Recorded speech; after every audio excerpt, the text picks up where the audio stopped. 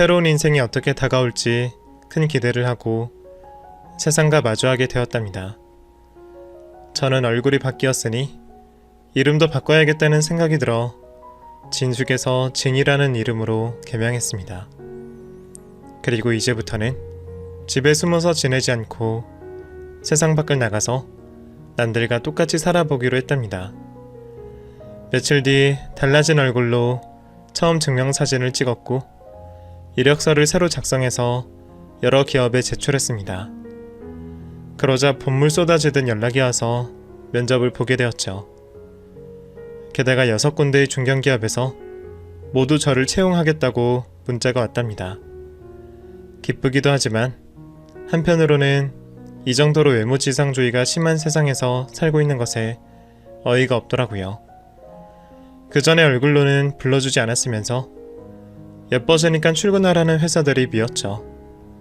하지만 다른 인생을 살겠다고 다짐한 저로서는 큰 기회를 놓치지 않고 탄탄한 중견기업에 들어가 일하게 되었습니다. 프리랜서였지만 그동안의 경력을 모두 인정받아 과장으로 회사 생활을 시작했습니다. 그리고 회사 생활은 남자 직원들이 나이와 무관하게 하나같이 저에게 큰 관심을 보였습니다. 너무 예쁘다며 칭찬하는 건 물론이거니와 회사 밖에서 만나고 싶다는 남자들이 줄을 설 지경이었죠. 하지만 모두 속물 같아서 제안을 거절했고 회사 생활에만 최선을 다했답니다. 이듬해 그동안 모았던 돈으로 좋은 집을 마련하게 되었습니다. 신축 아파트였는데 평수도 넓고 주변이 번화가라 꽤 비싼 값을 주고 보금자리를 얻었습니다. 40살의 큰 집과 좋은 직장을 거머쥔 저는 삶에 만족했고 다음 사랑이 언제 찾아올지 모르지만 내면이 훌륭한 사람이 아니면 만나지 않을 생각이었죠. 그러던 어느 날이었어요. 토요일 저녁에 밥을 하기 귀찮고 기름진 음식이 땡겨서 치킨을 주문했는데 현관문을 열고 계산을 하려고 고개를 들어올리자 배달부의 얼굴이 낯이 익더라고요. 바로 전남편이었답니다. 당황한 저는 전남편 얼굴을 빤히 보았는데 그이는 저를 알아보지 못했습니다. 얼굴이 180도 달라졌으니 알아보지 못하는 게 당연하긴 했죠. 여하튼 계산을 하고 집으로 들어왔는데 전남편이 왜 멀쩡한 회사를 간두고 치킨 배달을 하고 있는지 궁금했습니다. 그래서 심부름센터를 다시 찾아가 전남편이 어떠한 이유로 배달부가 되었는지 알아봐 달라고 했습니다. 며칠 뒤 전남편에 대한 정보를 듣게 되었는데 상간녀와 둘이 저에게 위자료를 지급하고 빈털터리가 되었는데 회사에 불륜 소문까지 나서 잘렸다네요. 그리고 전남편이 모든 걸 잃자 상간녀가 떠나버렸고 현재는 반지하 원룸에서 지내며 치킨 배달 일을 하고 있다고 전했답니다. 모두 인과응보로 돌아가 제대로 벌을 받고 만 거죠. 이에 저는 하늘이 알아서 복수를 해줬구나 하고 전남편을 잊어버리려고 했습니다. 그런데 이 전남편이라는 놈이 저를 못 알아본 건 둘째치고 얼굴이 달라진 저에게 관심이 생겼는지 접근을 시도하더라고요. 처음 저를 꼬시려고 했던 이유가 돈 잘 벌고 형편이 좋아서였는데 지금은 그때보다 훨씬 잘 살고 있는 데다가 얼굴까지 예쁘니 아주 작정하고 저를 꼬시려고 하더군요. 전남편의 수법은 크게 변하지 않았답니다.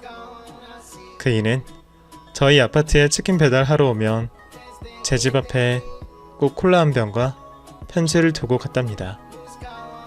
저를 보고 첫눈에 반했다는데 웃겨서 죽을 뻔했네요. 몇 번이고 무시하고 말았는데 전남편은 끝까지 제 마음을 갖고 싶었는지 스토커 마냥 제 집 근처를 어슬렁거렸습니다. 하루는 제가 퇴근하고 엘리베이터를 타고 현관 앞에 들어섰는데 전남편이 꽃을 들고 기다렸답니다. 저기 안녕하세요. 제가 김진희 씨한테 여러 번 편지 보낸 건 아시죠? 제 이름을 어떻게 아세요? 그게 우편함의 우편물 보고 알았습니다. 제가 지니 씨를 좋아하고 있습니다. 이거 받아주세요. 소름 끼치네요. 우편함을 뒤져서 제 이름을 알았다고요? 그리고 저에 대해 뭘 알길래 좋아하시죠? 단순히 얼굴만 보고 이러시는 거면 그만두시죠. 불쾌합니다. 아닙니다. 얼굴이 미인이신 건 맞는데 지니 씨는 제가 오랫동안 알아온 사람 같아요. 그래서 좋아하게 된 거라고요. 전 남편이 하는 짓이 찌질하고 없어 보였습니다. 그냥 무시하려는데 문득 전 남편이 저에게 막말했던 과거가 떠올랐습니다. 매주 덩어리가 어쩌고 제 얼굴이 못생겨서 무기징역감이라는 막말이 여전히 잊혀지지 않더라고요. 이에 가슴에 맺힌 한을 풀어보기로 마음 먹었습니다. 그래서 일단 전 남편이 내민 꽃다발을 받고 집에 들어가며 다음에 시간이 되면 한번 보자고 희망을 주었습니다. 고마워요. 다음에 시간 되면 밥 한번 먹어요. 네? 그게 정말이에요? 그럼 전화번호라도 알려주세요. 뭐가 그리 급해요? 차근차근히 알아가도록 하자고요. 그럼 이만. 그렇게 몇 날 며칠 동안 치킨 배달하던 전 남편은 일을 마치고 나면 제 집 현관문을 두드리며 사랑을 고백했는데 애간장 좀 타보라고 문을 열어주진 않았습니다. 그이는 치킨 배달에서 번 돈을 모조리 꽃 사는 데 쓰는지 하루가 멀다 하고 현관 앞에 꽃다발이 놓여져 있었습니다. 저는 그 꼴을 보며 속으로 실컷 비웃었고 제가 결혼하고 당한 수모를 100배 이상으로 돌려줄 계획을 세웠답니다. 첫 번째는 그이가 지금처럼 애간장이 타도록 만드는 거였어요. 그래서 허구한 날 꽃다발을 들고 와서 아무것도 얻지 못하고 빈손으로 돌아갔답니다. 그리고 몇 주 뒤 복수의 참맛을 보여주기로 결심한 날에 전 남편이 일하는 치킨집에 주문을 넣었답니다. 저는 배달 올 시간에 일부러 현관문을 슬며시 열어두고 아파트 복도에 숨어 있었습니다. 이윽고 치킨 배달을 온 전 남편이 초인종을 누르더니 아무런 대답이 없자 현관문을 슬며시 열었답니다. 지니씨, 안에 안 계세요? 저 들어가도 될까요? 예전과 하는 짓이 똑같아서 놀랍지도 않았는데 다음 이어지는 말을 듣자 다시금 나쁜 놈이라는 걸 깨달았습니다. 이야, 이 기집애 얼굴도 예쁜데다 돈도 많은가 보네. 이런 년 꼬셔서 내 팔자 좀 고쳐주면 얼마나 좋으려나. 내가 보기엔 나한테 마음이 있는 것 같은데 말이지. 현관문도 일부러 열어둔 거 아니야. 좋았어. 오늘 끝장을 보고 이 집에 눌러붙어 살아야겠다. 그이는 시커먼 속내를 웅얼거리며 저와 연애하기 전 아무도 없는 집에 들어왔던 것처럼 제 집안으로 자연스럽게 들어가더군요.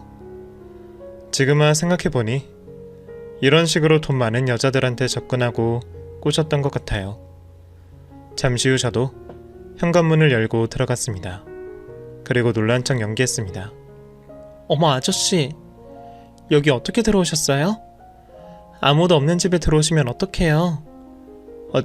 죄송합니다 지니씨. 그게 아니라 현관문이 열려 있었어요. 혹시 지니씨가 쓰러져 있는 게 아닌지 확인하려고 들어온 겁니다. 걱정되는 마음에 들어온 거예요. 그게 말이 되나요?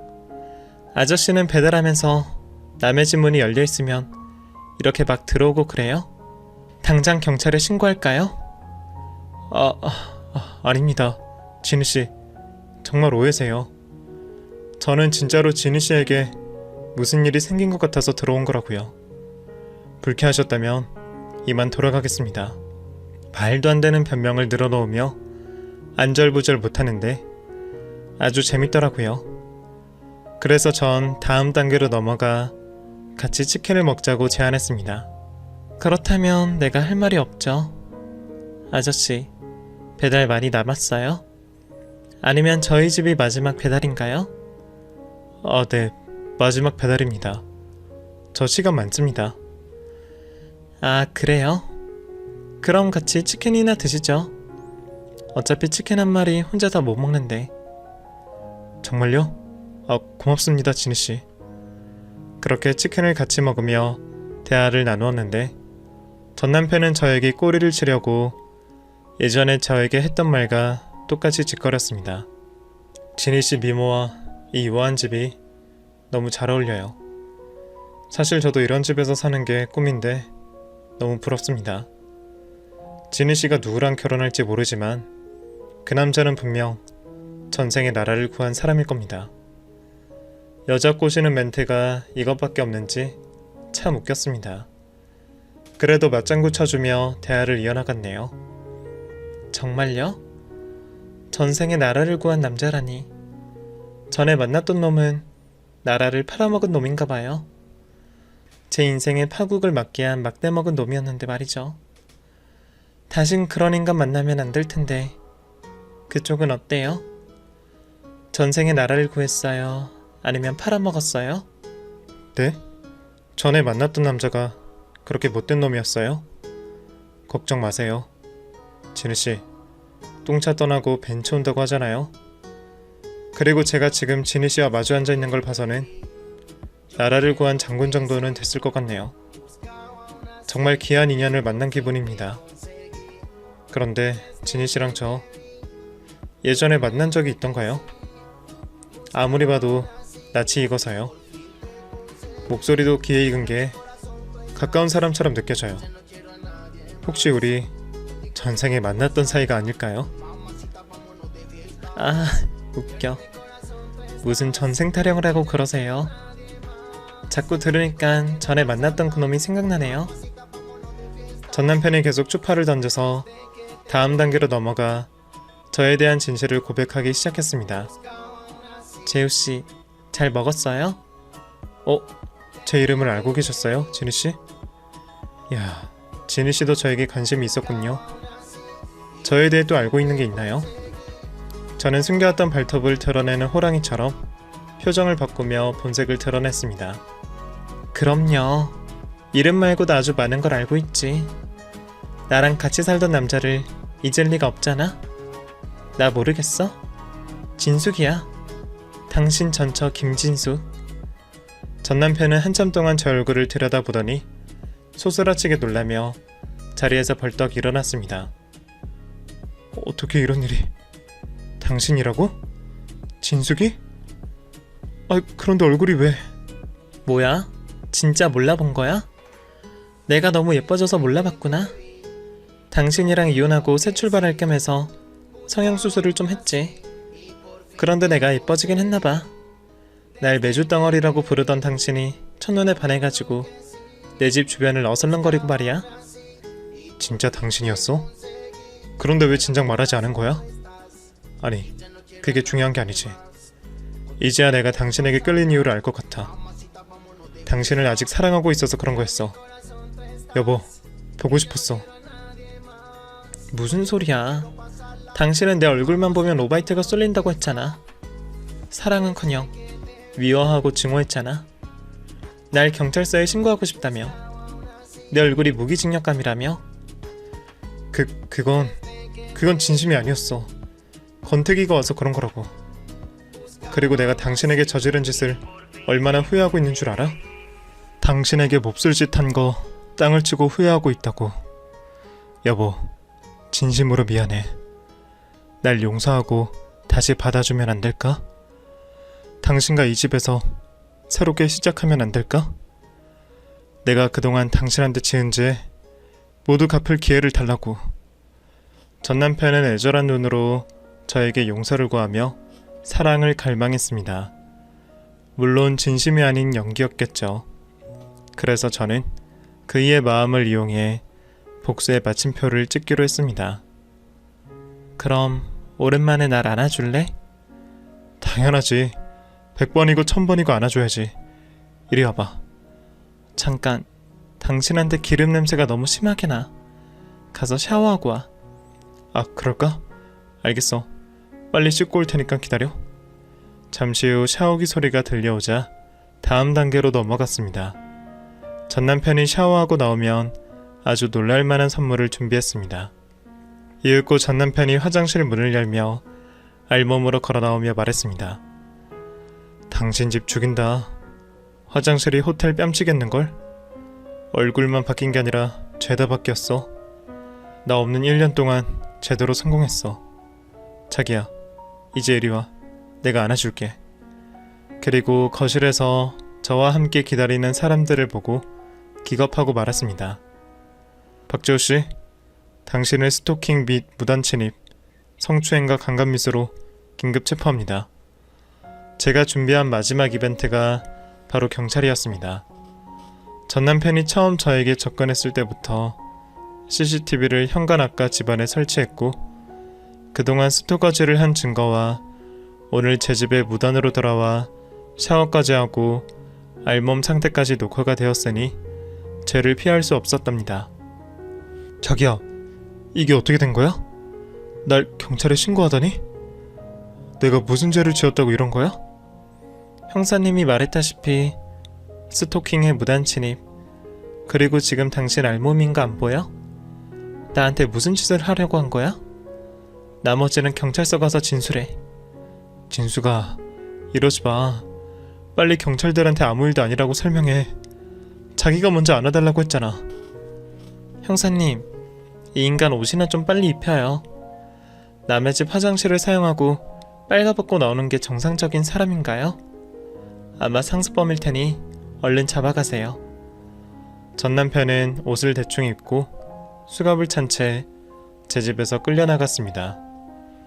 저도 피해자 진술을 하기 위해 경찰서를 향했고요. 저는 전 남편이 집 안에 들어왔을 때 너무 무서워서 아무렇지 않은 척 연기하며 같이 치킨을 먹었다고 말했고, 저를 겁탈하려는 걸 막으려고 샤워하고 오라고 설득했다며 진술을 했습니다. 형사들은 제 집에 있던 CCTV를 회수해 영상을 확인하자 전 남편이 매일같이 어슬렁거리는 장면을 보고 계획적으로 접근한 범죄자로 인정했고, 제 집에 들어가면서 저를 꼬셔서 제 집에 빌부터 먹겠다는 음성이 결정적인 증거가 되어서 곧바로 검찰로 송치시켰습니다. 그리고 전 남편은 빼도 박도 못하고 재판 전까지 구치소에 수감되었답니다. 이에 저는 구치소로 찾아가 면회 신청을 했고, 전 남편과 마주 앉아 대화를 나누게 되었습니다. 진수가, 아니 진이야, 제발 이러지 말자. 이제라도 내가 범죄자가 아니라는 걸 밝혀줘. 당신 범죄자 맞아.